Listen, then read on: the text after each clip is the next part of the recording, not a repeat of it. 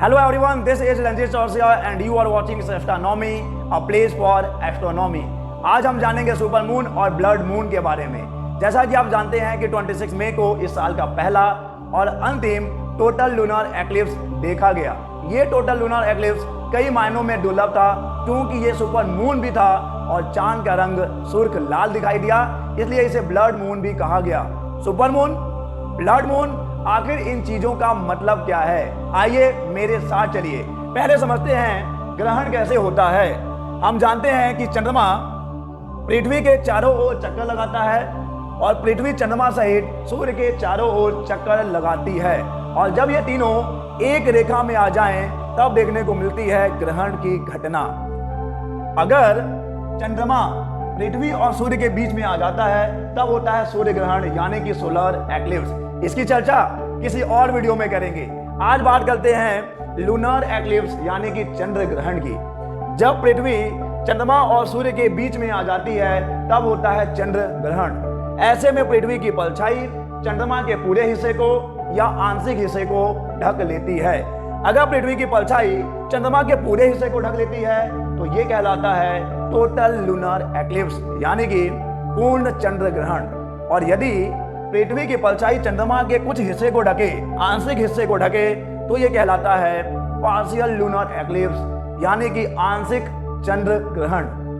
Penumbral, ये वाला, इसकी कहानी अलग है। इसकी कहानी बताने के लिए मैं आपको अपनी कहानी बताता हूँ। जब मैं क्लास 11th या 12th में था, अच्छे से याद नहीं मुझे, तब सोशल मीडिया नहीं था या था भी तो हमारी पहुंच में नहीं था।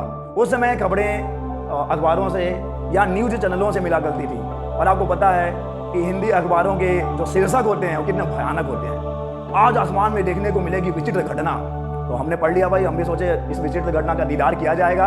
वो चंद्र ग्रहण की बात थी उसमें। तो उस रात हम दिसंबर की ठंड रात को किसी की यादों के चादर को ओढ़े हुए हम सारी रात चंद्रमा को निहालते रहे कि अब तो चंद्रमा का कुछ हिस्सा गायब होगा, अब चंद्र ग्रहण देखने को मिलेगा। लेकिन हुआ कुछ भी नहीं। लेकिन क्यों नहीं हुआ? क्या वो खबर झूठ था? नहीं, खबर गलत नहीं थी, उनकी खबर सच्ची थी, लेकिन मेरा ज्ञान कम था, नॉलेज कम था। एक्चुअली में अगर आप इस धरती के शैडो को, अर्थ के शैडो को यानी अर्थ की परछाई को देखेंगे तो यहाँ पर दो रीजन्स आपको देखने को मिलते हैं। ये जो central part of the shadow that is known as umbra, ये जो एकदम बहुत अंधकार वाला एरिया है इसे अम्ब्रा कहा जाता है, and the outer part of the shadow is known as penumbra. So this is umbra and this is penumbra.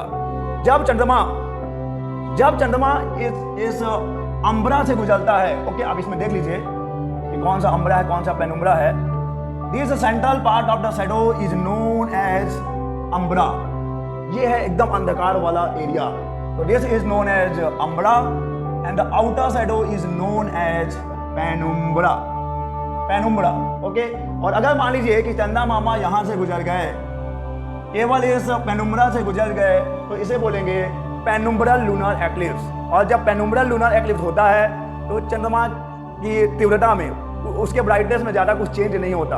5% से 10% का चेंज होता है, जिसे आप नॉर्मल आई से, नेकेड आई से रिकॉग्नाइज नहीं कर पाएंगे। तो अब मुझे समझ में आता है कि उस रात पेनुम्ब्रल लूनर एक्लिप्स था जिसे आप नेकेड आई से रिकॉग्नाइज नहीं कर पाते हैं। और जब चंद्रमा इस डार्क शैडो से गुजरता है तब होता है मीन चंद्र ग्रहण, जिसे आप देख पाते हैं। अगर मान लीजिए कि चंदा मामा एकदम सेंटर से ऐसे गुजरते हैं तब तो देखने को मिलेगा टोटल लूनर एक्लिप्स। लेकिन अगर चंद्रमा यानी कि चंदा मामा केवल इस रास्ते से गुजर जाते हैं तो ऐसे में क्या होगा? केवल आंशिक भाग ही गायब होगा, केवल कुछ भाग ही इनविजिबल होगा। तो इसे हम लोग बोलते हैं पार्शियल लूनर एक्लिप्स। तो आगे से अगर आप ग्रहण के बारे में सुने तो बी श्योर, तो पहले श्योर हो जाइए कि पेनुम्ब्रल है कि अम्ब्रल है। अगर अम्ब्रल है तो पार्शियल है कि टोटल है। ओके, चलिए आगे चलते हैं। Why the moon turns red? Total lunar eclipse के दिन चंद्रमा लाल रंग का क्यों दिखता है? Everything happens for a reason and that reason is usually physics। तो चलिए इसके पीछे के फिजिक्स को समझते हैं। जबकि पृथ्वी की छाया चंद्रमा पर पड़ती है, चंद्रमा पूरी तरह से इनविजिबल नहीं होता, चंद्रमा पूरी तरह से गायब नहीं होता। अब आपके मन में यह सवाल आ रहा होगा कि इस अम्ब्रा रीजन में भी, जो कि डार्केस्ट पार्ट है शैडो का, ये सबसे डार्क पार्ट है शैडो का, अम्ब्रा रीजन, इस रीजन में भी चंद्रमा पूरी तरह से गायब क्यों नहीं होता? तो बात यह है कि चंद्र ग्रहण के समय जब सूर्य की किरणें पृथ्वी के वायुमंडल से होकर गुजरती हैं when the light rays passing through the atmosphere of the earth, the atmosphere bends the light, जिसको कि आप रिफ्रैक्शन कहते हैं।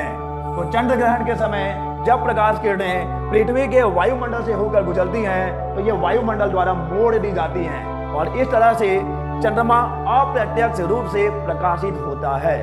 तो ये ठीक है, चलो प्रकाशित होता है, अच्छी बात है, पूरी तरह से गायब नहीं होता, अच्छी बात है, क्योंकि यहाँ से प्रकाश किरणें अपवर्तित होकर चंद्रमा पर पड़ती हैं। लेकिन वो लाल रंग का क्यों दिखता है?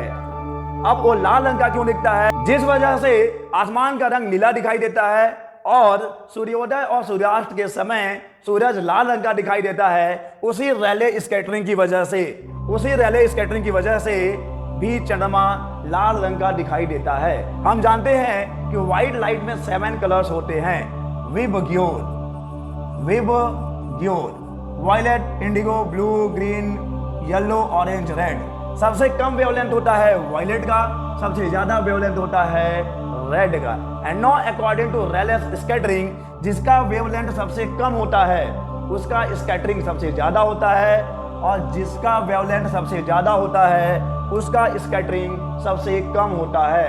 तो चंद्र ग्रहण के समय जब सूर्य की किरणें पृथ्वी के वायुमंडल से होकर गुजरती हैं तो शॉर्ट वेवलेंथ की जो लाइट है, जो कम तरंग दैर्ध्य वाली प्रकाश किरणें हैं, उनका स्कैटरिंग हो जाता है और केवल लॉन्ग वेवलेंथ्स की लाइट यानी कि रेड, ऑरेंज ही यहाँ से फिल्टर होकर चंद्रमा की सतह तक पहुंच पाती हैं। और चंद्रमा का अपना तो कोई प्रकाश है नहीं, चंद्रमा पर जो प्रकाश किरण आपतित होगा उसी को परावर्तित करेगा और वहां से जो प्रकाश किरण परावर्तित होकर आपकी आंखों में आएगा उसे ही आप देख पाओगे। तो आप ऐसा मान सकते हैं कि ड्यूरिंग लूनर एक्लिप्स जब प्रकाश किरणें पृथ्वी के वायुमंडल से होकर गुजर रही हैं तो यहाँ पर इस वायुमंडल में, इस एटमॉस्फेयर में शॉर्ट वेवलेंथ्स की लाइट फिल्टर हो जा रही हैं और केवल लॉन्ग वेवलेंथ्स की लाइट ही यहाँ से चंद्रमा तक पहुँच पाती है, क्योंकि लॉन्ग वेवलेंथ लाइट जैसे कि रेड हो गया, ऑरेंज हो गया, उसका स्कैटरिंग बहुत कम होता है as compare to short wavelengths की लाइट। तो अब आपको यह समझ में आ गया होगा कि चंद्रमा लाल रंग का क्यों दिखता है। लूनर एक्लिप्स हमेशा फुल मून के दिन होता है, लेकिन सवाल अब यह है कि हर फुल मून को लूनर एक्लिप्स क्यों नहीं होता, जबकि हर फुल मून को मून सन के जस्ट अपोजिट में होता है। तो फिर क्या कारण है कि हर फुल मून को लूनर एक्लिप्स नहीं होता? तो इसका रीजन है ऑर्बिट।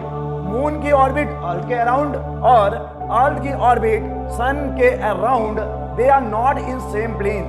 मून की ऑर्बिट और अर्थ की ऑर्बिट एक प्लेन में नहीं है, बल्कि वो एक दूसरे से 5 डिग्री के कोण पर झुके हुए हैं, जिससे कि अगर मून सन के जस्ट अपोजिट में भी होता है तो वो अर्थ के शैडो में नहीं आ पाता, कभी वो इस शैडो के नीचे रह जाता है और कभी वो इस शैडो के ऊपर रह जाता है। लेकिन अब सवाल ये है कि जब मून इस शैडो के ऊपर या इस शैडो के नीचे रह जाता है तब एक्लिप्स पॉसिबल कैसे होता है? तो इसका जवाब है किस्मत। किस्मत बड़ी सही चीज होती है, अगर इरादों में दम हो तो पलट ही जाती है। एसआरके ने कहा है दुनिया में 2 तरह के लोग होते हैं, विनर्स एंड लूजर्स। लेकिन जिंदगी हर लूजर को वो एक मौका जरूर देती है जब वो विनर बन सकता है, और यहाँ पर 2 मौके मिलते हैं। एक साल में 2 संयोग ऐसे होते हैं जब मून, अर्थ और सन एक सीधी रेखा में होते हैं। अगर एक संयोग यहाँ पर हुआ है तो लगभग 6 महीने के बाद एक संयोग और होगा जब मून, अर्थ और सन एक दूसरे से सीधी रेखा में आएंगे और तब आपको टोटल लूनर एक्लिप्स या टोटल सोलर एक्लिप्स की घटना देखने को मिलेगी। और अब जरा इस इमेज को देखिए, ये वो संयोग है जिसकी हम बात कर रहे थे। अगर एक संयोग यहाँ पर हुआ है तो लगभग 6 महीने के बाद यही संयोग यहाँ पर भी होगा जब चंद्रमा, पृथ्वी और सूरज एक सीधी रेखा में होंगे। और अब यहाँ पर ऑब्जर्व करने वाली बात यह है कि आप जानते हैं कि चंद्रमा पृथ्वी के चारों ओर एक चक्कर 29.5 डेज में लगाता है। यानी कि अगर यहाँ पर चंद्र ग्रहण हुआ है तो लगभग 2 सप्ताह के बाद, लगभग 14 दिनों के बाद ये चंद्रमा सूरज और पृथ्वी के बीच में होगा, यानी कि आपको सोलर एक्लिप्स देखने को मिलेगा। और अगर मान लीजिए कि पहले चंद्रमा यहाँ था, यानी पहले सोलर एक्लिप्स हुआ, तो लगभग 2 सप्ताह के बाद आपको चंद्र ग्रहण देखने को मिलेगा। और यही घटना यहाँ भी होगी। अगर पहले सूर्य ग्रहण हुआ है तो 2 सप्ताह के बाद आपको चंद्र ग्रहण देखने को मिलेगा। अगर चंद्र ग्रहण हुआ है तो 2 सप्ताह के बाद आपको सूर्य ग्रहण देखने को मिलेगा। यानी कि चंद्र ग्रहण और सूर्य ग्रहण के बीच 2 सप्ताह का अंतर होता है। और चलिए अब जानते हैं व्हाट इज सुपर मून। चलिए जानते हैं कि सुपर मून क्या होता है। चंद्रमा पृथ्वी के चारों ओर सर्कुलर ऑर्बिट में नहीं बल्कि इलिप्टिकल ऑर्बिट में घूमता है। यानी कि चंद्रमा अंडाकार कक्षा में घूमता है और ऐसा करते समय वह कभी पृथ्वी के नजदीक आ जाता है और कभी कभी औसत से ज्यादा दूरी पर चला जाता है। चंद्रमा की कक्षा का वह बिंदु जो पृथ्वी से अधिकतम दूरी पर हो उसे कहा जाता है apogee. The point in the orbit of the moon at which it is farthest from the earth is known as apogee. पृथ्वी और चंद्रमा के बीच की औसत दूरी होती है 3,84,400 किलोमीटर। लेकिन जब चंद्रमा अपोजी पर होता है तो ये दूरी 4,06,700 किलोमीटर हो जाती है, जो कि औसत से ज्यादा है। और चंद्रमा की कक्षा का वह बिंदु जब वह पृथ्वी से निकटतम दूरी पर होता है उसे कहा जाता है perigee. The point in the orbit of the moon at which it is situated nearest to the earth is known as perigee. और इस समय इसकी दूरी रह जाती है मात्र 3,56,500 किलोमीटर, जो कि औसत से कम है। अब मान लीजिए कि चंद्रमा पृथ्वी से निकटतम दूरी पर हो, यानी कि पेरिजी पर हो, और उस दिन फुल मून हो। तो जब चंद्रमा पेरिजी पर हो और उस दिन फुल मून हो तो that full moon will be larger than usual and brighter than usual. जब फुल मून पेरिजी पर होता है तो वो full moon normal full moon से 14% बिगर और 30% ब्राइटर होता है और इसे ही कहा जाता है super moon. So what is super moon? Super moon is the full moon that occurs at perigee. Now what is super blood moon? When total lunar eclipse coincide with super moon, that is known as super blood moon. यानी कि चंद्रमा पेरिजी पर हो, उस दिन full moon हो तो इसे कहते हैं आप सुपर मून। और अगर उसी दिन टोटल लूनर एक्लिप्स हो जाए तो चंद्रमा लाल रंग का दिखेगा और तब आप इसे कहेंगे सुपर ब्लड मून। नौ अब एक सवाल आपके लिए, what is super blue blood moon? अगर आंसर पता है तो नीचे कमेंट बॉक्स में कमेंट करिए। तो चलिए मिलेंगे नेक्स्ट वीडियो में, तब तक के लिए अलविदा।